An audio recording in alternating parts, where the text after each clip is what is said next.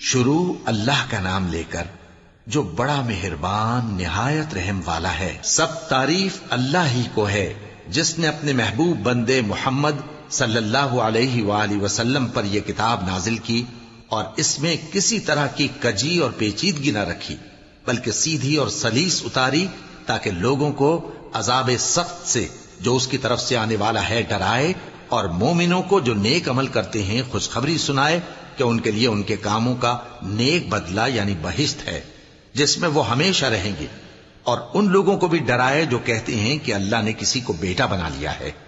ان کو اس بات کا کچھ بھی علم نہیں اور نہ ان کے باپ دادا ہی کو تھا۔ یہ بڑی سخت بات ہے جو ان کے منہ سے نکلتی ہے، اور کچھ شک نہیں کہ یہ جو کچھ کہتے ہیں محض جھوٹ ہے۔ اے پیغمبر، اگر یہ اس کلام پر ایمان نہ لائیں تو شاید تم ان کے پیچھے رنج کر کر کے اپنے تئیں ہلاک کر دو گے۔ جو چیز زمین پر ہے ہم نے اس کو زمین کے لیے زینت بنایا ہے تاکہ لوگوں کی آزمائش کریں کہ ان میں کون اچھے عمل کرنے والا ہے، اور جو چیز زمین پر ہے ہم اس کو نابود کر کے بنجر میدان کر دیں گے۔ کیا تم خیال کرتے ہو کہ غار اور لوح والے ہماری نشانیوں میں سے عجیب تھے؟ جب وہ نوجوان غار میں جا رہے تو کہنے لگے کہ اے ہمارے پروردگار، ہم پر اپنے ہاں سے رحمت نازل فرما اور ہمارے کام میں درستی کے سامان مہیا کر۔ تو ہم نے غار میں کئی سال تک ان کے کانوں پر نیند کا پردہ ڈالے رکھا، یعنی ان کو سلائے رکھا، پھر ان کو جگا اٹھایا تاکہ معلوم کریں کہ جتنی مدت وہ غار میں رہے دونوں جماعتوں میں سے اس کی مقدار کس کو خوب یاد ہے۔ ہم ان کے حالات تم سے صحیح صحیح بیان کرتے ہیں۔ وہ کئی نوجوان تھے جو اپنے پروردگار پر ایمان لائے تھے، اور ہم نے ان کو اور زیادہ ہدایت دی تھی، اور ان کے دلوں کو مربوط یعنی مضبوط کر دیا۔ جب وہ اٹھ کھڑے ہوئے تو کہنے لگے کہ ہمارا پروردگار آسمانوں اور زمین کا مالک ہے، ہم اس کے سوا کسی کو معبود سمجھ کر نہ پکاریں گے۔ اگر ایسا کیا تو اس وقت ہم نے بے عقلی کی بات کی۔ ان ہماری قوم کے لوگوں نے اس کے سوا اور معبود بنا رکھے ہیں، بھلا یہ ان کے معبود ہونے پر کوئی کھلی دلیل کیوں نہیں لاتے؟ تو اس سے زیادہ کون ظالم ہے جو اللہ پر جھوٹ باندھے؟ اور جب تم نے ان مشرکوں سے اور جن کی یہ اللہ کے سوا عبادت کرتے ہیں ان سے کنارہ کر لیا ہے تو غار میں چل رہو، تمہارا پروردگار تمہارے لیے اپنی رحمت وسیع کر دے گا اور تمہارے کاموں میں آسانی کے سامان مہیا کرے گا۔ اور جب سورج نکلے تو تم دیکھو کہ دھوپ ان کے غار سے داہنی طرف سمٹ جائے، اور جب غروب ہو تو ان سے بائیں طرف کترا جائے، اور وہ اس غار کے کشادہ حصے میں تھے۔ یہ اللہ کی نشانیوں میں سے ہیں، جس کو اللہ ہدایت دے وہ ہدایت یاب ہے، اور جس کو گمراہ رہنے دے تو تم اس کے لیے کوئی دوست راہ بتانے والا نہ پاؤ گے۔ اور تم ان کے متعلق خیال کرو کہ وہ جاگ رہے ہیں حالانکہ وہ سوتے ہیں، اور ہم ان کو دائیں اور بائیں کروٹ بدلاتے تھے، اور ان کا کتا چوکھٹ پر دونوں ہاتھ پھیلائے ہوئے تھا۔ اگر تم ان کو جھانک کر دیکھتے تو پیٹ پھیر کر بھاگ جاتے اور ان سے دہشت میں آ جاتے۔ اور اسی طرح ہم نے ان کو اٹھایا تاکہ آپس میں ایک دوسرے سے دریافت کریں۔ ایک کہنے والے نے کہا کہ تم یہاں کتنی مدت رہے؟ انہوں نے کہا کہ 1 دن یا اس سے بھی کم۔ انہوں نے کہا کہ جتنی مدت تم رہے ہو تمہارا پروردگار ہی اس کو خوب جانتا ہے، تو اپنے میں سے کسی کو یہ روپیہ دے کر شہر بھیجو، وہ دیکھے کہ نفیس کھانا کون سا ہے تو اس میں سے کھانا لے آئے، اور احتیاط سے آئے جائے اور تمہارا حال کسی کو نہ بتائے۔ اگر وہ تم پر دسترس پا لیں گے تو تمہیں سنسار کر دیں گے یا پھر اپنے مذہب میں داخل کر لیں گے، اور اس وقت تم کبھی فلاح نہیں پاؤ گے۔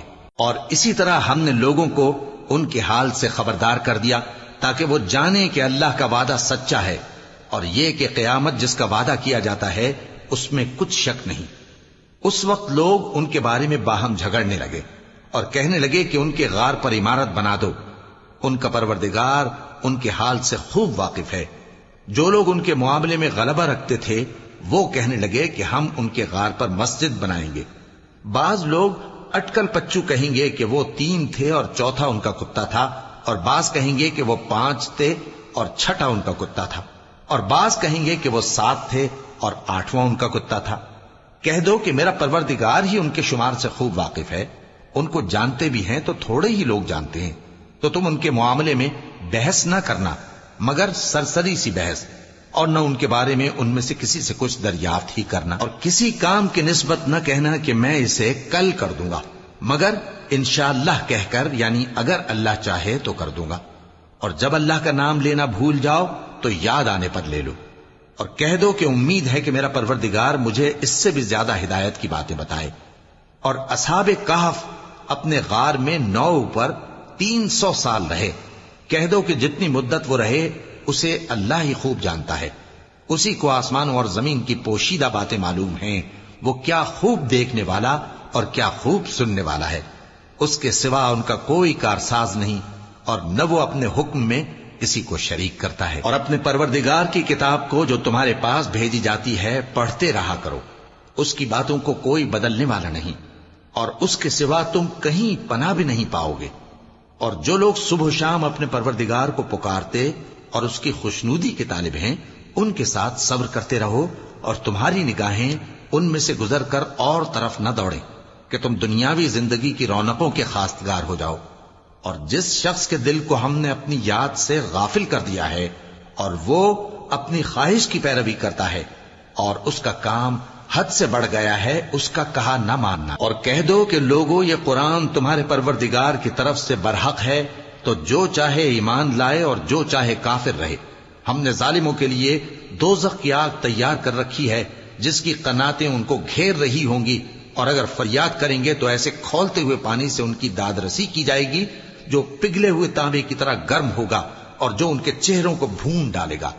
ان کے پینے کا پانی بھی برا اور آرام گاہ بھی بری۔ اور جو ایمان لائے اور کام بھی نیک کرتے رہے تو ہم نیک کام کرنے والوں کا اجر ضائع نہیں کرتے۔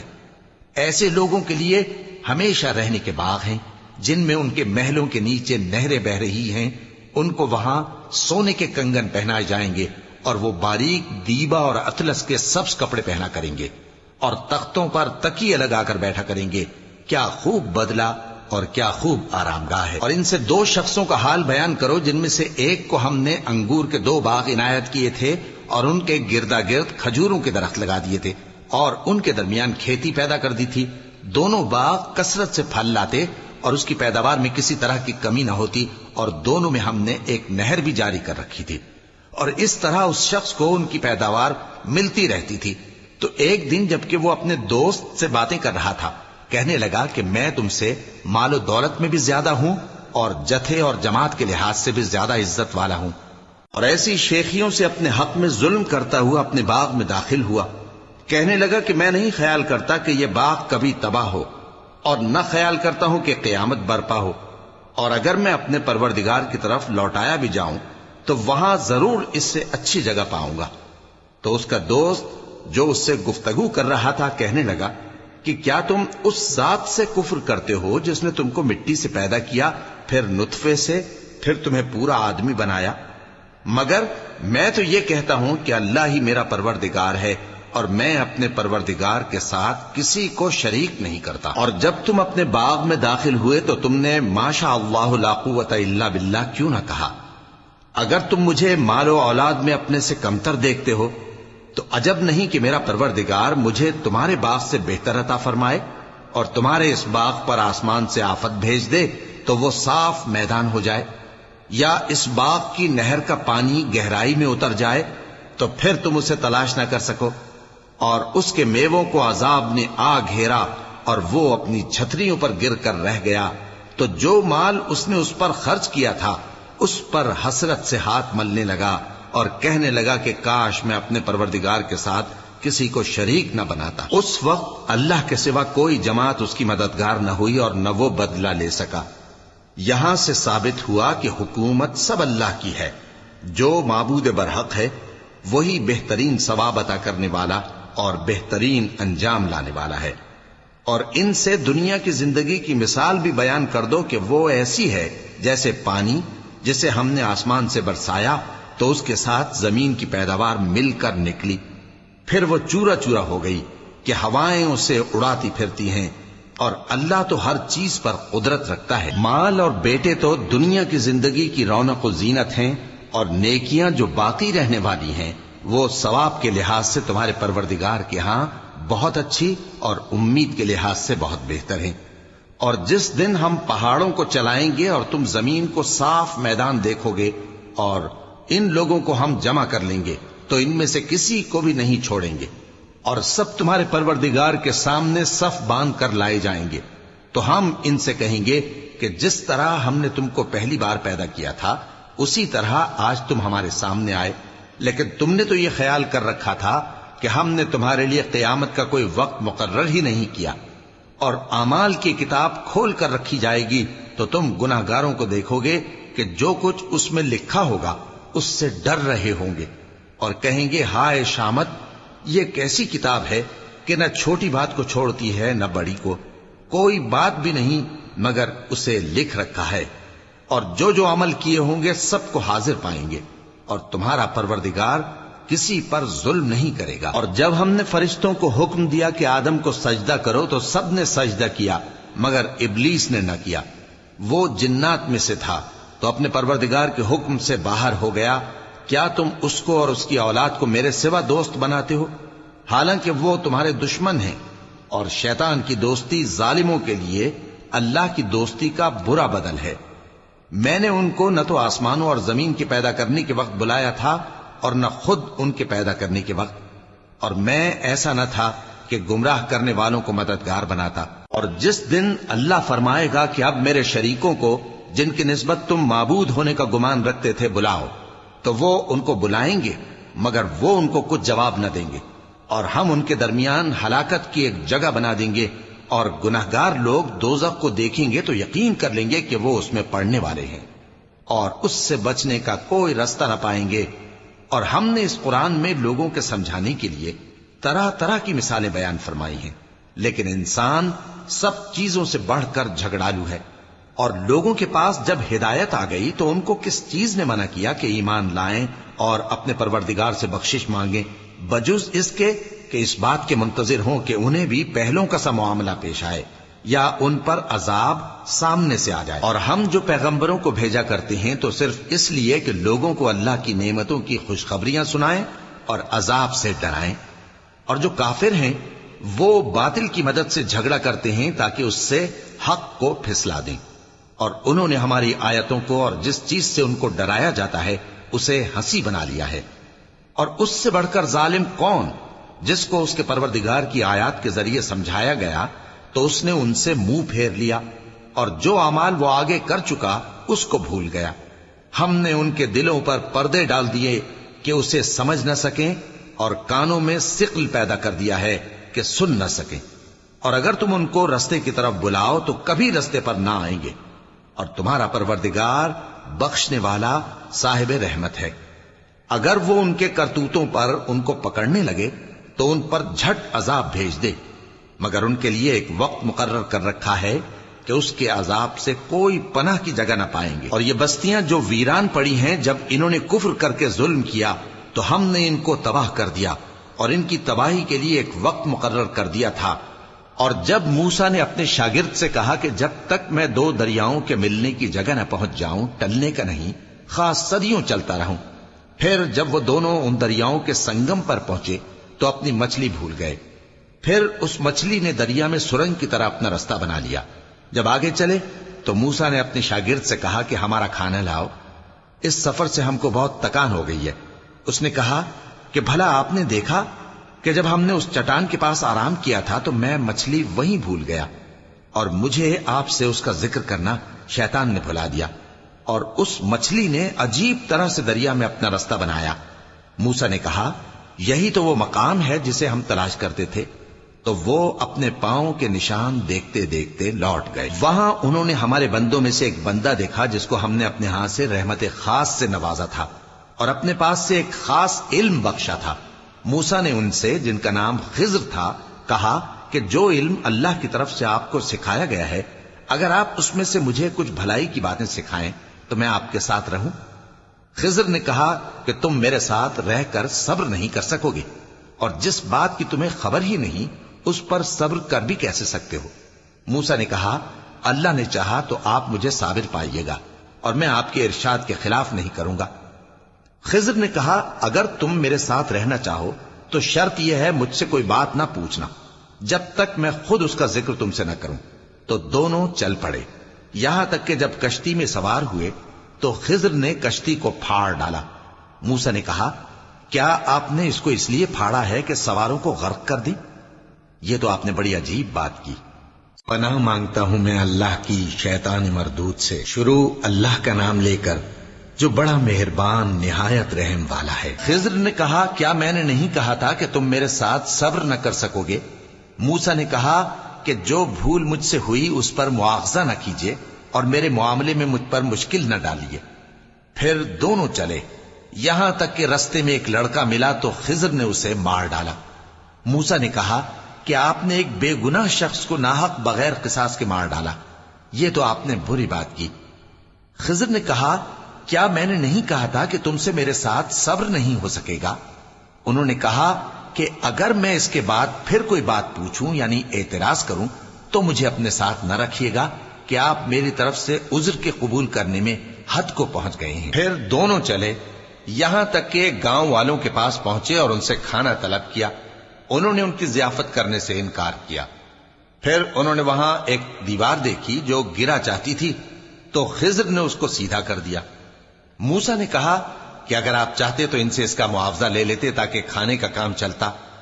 خضر نے کہا کہ اب مجھ میں اور تم میں علیحدگی، مگر جن باتوں پر تم صبر نہ کر سکے میں ان کا تمہیں بھید بتائے دیتا ہوں کہ وہ جو کشتی تھی غریب لوگوں کی تھی جو دریا میں محنت کر کے یعنی کشتیاں چلا کر گزارا کرتے تھے، اور ان کے سامنے کی طرف ایک بادشاہ تھا جو ہر اچھی کشتی کو زبردستی چھین لیتا تھا، تو میں نے چاہا کہ اسے عیبدار کر دوں تاکہ وہ اسے غصب نہ کر سکے۔ اور وہ جو لڑکا تھا اس کے ماں باپ دونوں مومن تھے، ہمیں اندیشہ ہوا کہ وہ بڑا ہو کر بد کردار ہوگا تو کہیں ان کو سرکشی اور کفر میں نہ پھنسا دے، تو ہم نے چاہا کہ ان کا پروردگار اس کی جگہ ان کو اور بچہ عطا فرمائے جو اخلاقی پاکیزگی میں بہتر اور محبت میں زیادہ قریب ہو۔ اور وہ جو دیوار تھی سو 2 یتیم لڑکوں کی تھی جو شہر میں رہتے تھے، اور اس کے نیچے ان کا خزانہ دفن تھا، اور ان کا باپ ایک نیک آدمی تھا۔ تو تمہارے پروردگار نے چاہا کہ وہ اپنی جوانی کو پہنچ جائیں اور پھر اپنا خزانہ نکالے۔